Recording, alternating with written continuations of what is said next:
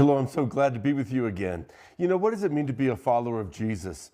We could follow virtually anybody from history, and Jesus wanted his disciples to know that if they decided to follow him, it was going to be a really good decision.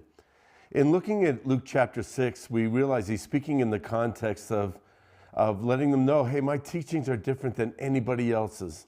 He teaches them to walk according to mercy, just to be kind to those who aren't kind to us, love your enemies. He also teaches them to value love above everything else. So Jesus lets them know that we have to be very careful in who we're following. And we have to realize that somebody might be luring us to follow some teaching or idea, but we really need to keep our eyes on Jesus. That's the best way to go. So he teaches his disciples these things. In Luke chapter 6, verse 39, he spoke a parable to them. A person who is blind cannot guide another who is blind, can he? Will they not both fall into a pit? A student is not above the teacher, but everyone, when he has been fully trained, will be like his teacher.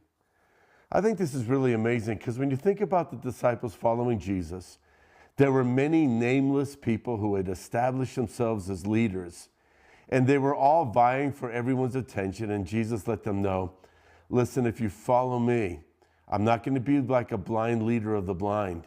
I will actually help you to find success. Well, didn't that prove to be true?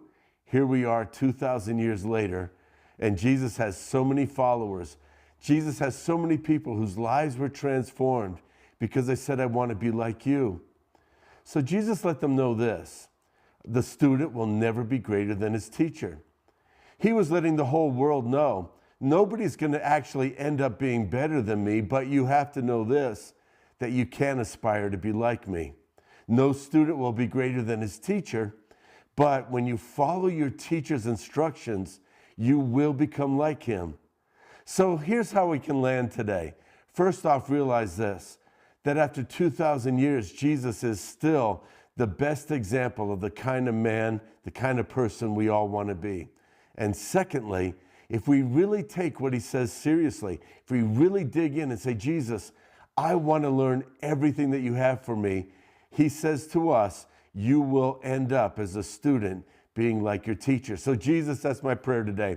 I just find it such a privilege and honor to follow you. I'm not listening to all the voices that are out there. And as I desire to be like you, Jesus, I can do that when I obey you.